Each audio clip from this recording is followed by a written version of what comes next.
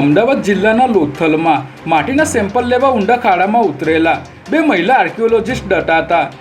એકનું મોત નીપજ્યું છે, જ્યારે અન્ય મહિલાને હોસ્પિટલ ખસેડવામાં આવ્યા છે.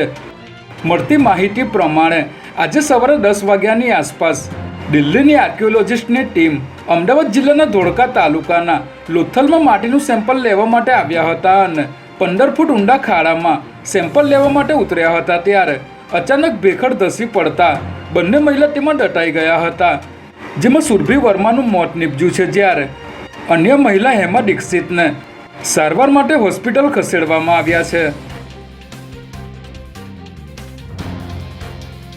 પાલડી વિસ્તારમાં આવેલ રામ મંદિરની ગાડીનો વિવાદ સામે આવતા મંદિર પરિસરમાં પોલીસ બંદોબસ્ત ગોઠવી દેવામાં આવ્યો છે, જેમાં રામનંદાચાર્ય પીઠના રામજી મંદિરે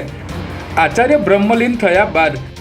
ગાડીના હકદાર થવા અને મંદિરનો કબજો લેવા કેટલાક લોકો અમદાવાદ પહોંચ્યા હોવાનો મેસેજ મળતા મંદિરમાં પોલીસ બંદોબસ્ત ગોઠવવામાં આવ્યો છે. આ મામલે પોલીસે જણાવ્યું હતું કે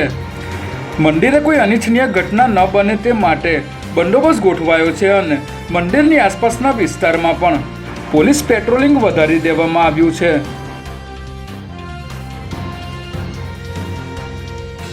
અમદાવાદ શહેરમાં કાયદો અને વ્યવસ્થાની સ્થિતિને લઈને ગૃહ વિભાગની આકરી ટીકા બાદ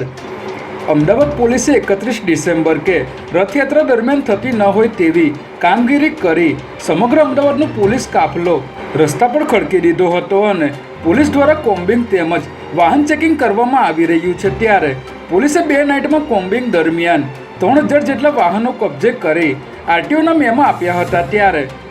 મેમો ભરવા આરટીઓ કચેરી બહાર 500 થી 700 લોકોની લાંબી લાઈનો જોવા મળી હતી.